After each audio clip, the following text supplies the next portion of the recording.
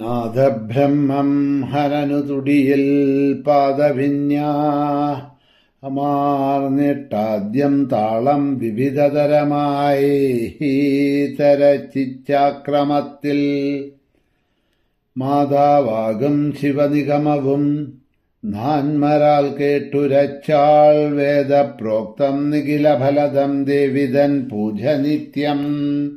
ദേവീ ശരണം അമ്മേ. സുപ്രഭാതം, ശുഭദിനം. എല്ലാ ധന്യാത്മാക്കൾക്കും പുലർകാലവന്ദനം. ശ്രീമദ് ദേവി ഭാഗവത നിത്യപാരായണ പരമ്പരയുടെ ഇന്നത്തെ യജ്ഞവേദിയിലേക്ക് സുസ്വാഗതം. നവമസ്കന്ധം, നവമാധ്യായം. വാരാഹി പൂജാ വിധികളും സ്തവനവും എല്ലാമാണ് ഇവിടെ നാരദ ഋഷിക്ക് ശ്രീനാരായണ ഋഷി ഉപദേശിച്ചു കൊടുക്കുന്നത്. അതിൽ ആ ഭൂമിദേവിയുടെ മൂലമന്ത്രവും മഹാവിഷ്ണു എപ്രകാരമാണോ സ്തുതിച്ചത് ആ സ്തുതിയും അവിടെ പറഞ്ഞു. അപ്പോഴാണ് കണ്വശാഖ ഉക്തമായിട്ടുള്ള ഭൂമിയെ സ്തുതിക്കുന്ന സ്തുതി കേൾക്കണമെന്ന് ആഗ്രഹിച്ച നാരദന് അത് പറഞ്ഞു കൊടുക്കുന്നത്. ശ്രീനാരായണ ഉവാച ജയേ ജയേ ജലാധരേ ജലശീലേ ജലപ്രദേ യജ്ഞസൂഹരജായേ ത്വം ജയം ദേഹി ജയാവഹേ മംഗളേ മംഗളാധാരേ മാംഗല്യേ മംഗളപ്രദേ മംഗളാർത്ഥം മംഗളേശേ മംഗളം ദേഹി മേ ഭവേ മുതലായിട്ടുള്ള ശ്ലോകങ്ങൾ 53 മുതലുള്ള ശ്ലോകങ്ങൾ 63 വരെയുള്ള ശ്ലോകങ്ങൾ ഭൂമിദേവിയുടെ സ്തുതിയായിട്ടുള്ള ശ്ലോകങ്ങളാണ്.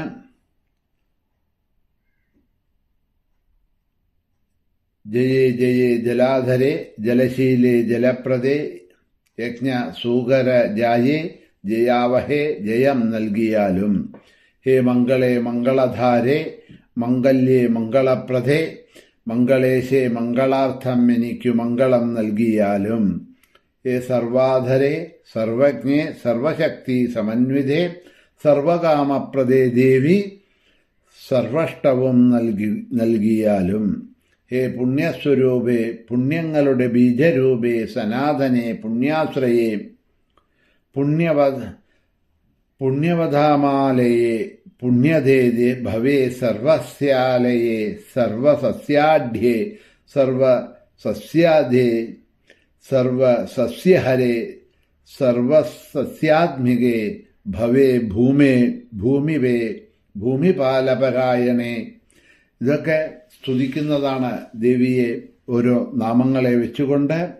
ഭൂമിപാന്മാർക്കും സുഖകരെ ഭൂമിപ്രദേ ഭൂമി നൽകിയാലും. മഹാപുണ്യമായ ഈ സ്തോത്രം രാവിലെ എഴുന്നേറ്റ് ചൊല്ലാം. കോടി ജന്മങ്ങളിൽ ബലവാനും രാജാക്കന്മാരുടെ അധീപനാകും. ജനങ്ങൾ ഇത് ചൊല്ലുന്നതുകൊണ്ട് ഭൂമിദാനം ചെയ്താലുള്ള ഫലം കിട്ടും.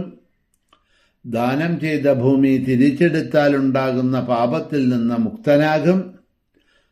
ഭൂമി രസജ്വലയാകുന്ന നാളുകളിൽ ഭൂമിയെ വേല ചെയ്തതുകൊണ്ടുണ്ടായ പാപവും തീരെ ഉണ്ടാവില്ല. അതിവിടെ മുമ്പ് പറഞ്ഞു. ഏതൊക്കെ ദിവസങ്ങളാണ് അത് പാടില്ലാത്തത് എന്നുള്ളത് അവിടെ പറയുന്നുണ്ട്. അതായത് കർക്കടക മാസത്തിലെ മകീരം, തിരുവാതിര, പുനർദം, പൂയം എന്നീ 4 ദിവസങ്ങൾ ഭൂമിയിൽ നമ്മൾ കിളയ്ക്കുക, ഭൂമിയിൽ എന്തെങ്കിലും ചെയ്യുക, ഇതൊന്നും പാടില്ല എന്നാണ് പറയണത്. ആ സമയത്ത് അപ്രകാരം എന്തെങ്കിലും ചെയ്തിട്ടുണ്ടെങ്കിൽ ഇത് സ്തുതിക്കുന്നത് കൊണ്ട് അതിൽ നിന്നും ഉണ്ടാകുന്ന പാപങ്ങളിൽ നിന്നും മുക്തനാകും എന്ന് പറയാണ്. അന്യന്റെ കിണർ നമ്മൾ മൂടി അല്ലെങ്കിൽ അതിനെ നശിപ്പിച്ചു, അന്യന്റെ ഭൂമി അപഹരിച്ചു മുതലായിട്ടുള്ള പാപമല്ല. ഇത് ജപിച്ച് പശ്ചാത്താപത്തോടുകൂടി ജപിച്ചാൽ ആ പാപങ്ങളെല്ലാം തീരും. ഭൂമിയിൽ വീര്യം വിസർജിച്ചുകൊണ്ട് ദീപാദികൾ സ്ഥാപിച്ചതുകൊണ്ടും ഉണ്ടാകുന്ന പാപവും ഈ സ്തോത്രം ചൊല്ലിയാൽ ഇല്ലാതാകും. 100 അശ്വമേധം ചെയ്യുന്നത് കൊണ്ടുള്ള ഫലം ലഭിക്കും. സംശയമില്ല, ഭൂമിദേവിയുടെ ഈ സ്തോത്രം സർവമംഗളങ്ങളെയും നൽകും എന്ന് ആ ഭൂമിയെ സ്തുതിക്കുന്നതായിട്ടുള്ള ശ്ലോകങ്ങളും അതിൻ്റെ ഫലത്തെയും ഇവിടെ നാരദ ഋഷിക്ക് ശ്രീനാരായണ ഋഷി പറഞ്ഞു കൊടുക്കുകയാണ്. വാസ്തവത്തിൽ പൂജ്യമായിട്ടുള്ള ഈ ഭൂമി നമ്മളതിനെ പൂജിക്കാറുണ്ട്. പക്ഷെ ഒരു വീട് കെട്ടുമ്പോൾ അല്ലെങ്കിൽ എന്തെങ്കിലുമൊക്കെ ഇതിൽ കെട്ടുന്ന സമയത്ത് നമ്മൾ പൂജിക്കാറുണ്ട്.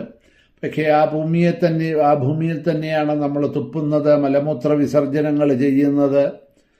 അതിനെയെല്ലാം നമ്മൾ പരിശുദ്ധമായിട്ടുള്ള ഭൂമിയെയെല്ലാം നമ്മൾ അശുദ്ധമാക്കുന്നതും നമ്മൾ തന്നെയാണ്. അപ്പം അങ്ങനെയുള്ള ഭൂമിയെ അശുദ്ധമാക്കിയാൽ നമുക്ക് ഉണ്ടാകുന്നതായിട്ടുള്ള പാപങ്ങൾ എങ്ങനെ തീരും എന്ന് ചോദിച്ചാൽ, കാരണം ഇപ്പം നമുക്ക് ഒന്ന് തുപ്പുക, മലമൂത്ര വിസർജനം ചെയ്യുക, ഇതൊക്കെ നമുക്ക് ചെയ്തല്ലേ പറ്റൂ ഭൂമിയിൽ ജനിച്ചു കഴിഞ്ഞാൽ. അപ്പോൾ അങ്ങനെയുള്ള ഭൂമിയെ അശുദ്ധമാക്കുന്ന കർമ്മങ്ങൾ ചെയ്യുമ്പോൾ അതിൽ നിന്നും, ആ പാപത്തിൽ നിന്നും മോചനം കിട്ടാനായിക്കൊണ്ട് ഈ സ്തുതി, ഭൂമിദേവിയെ സ്തുതിക്കുന്ന ഈ സ്തുതിക്കുന്നത് വളരെ നല്ലതാണ് എന്നുള്ള ഫലശ്രുതി പറഞ്ഞുകൊണ്ട് ഇവിടെ ഈ 9-ാമത്തെ അധ്യായം സമർപ്പിക്കുന്നു. നാളെ മുതൽ നമുക്ക് അടുത്ത 10-ാമത്തെ അധ്യായം നാമസ്കന്ധത്തിലേക്ക് പോകാം. ശുഭദിനം നേർന്നുകൊണ്ട് നിർത്തുന്നു. ശ്രീ മഹാദേവ്യൈ നമഃ.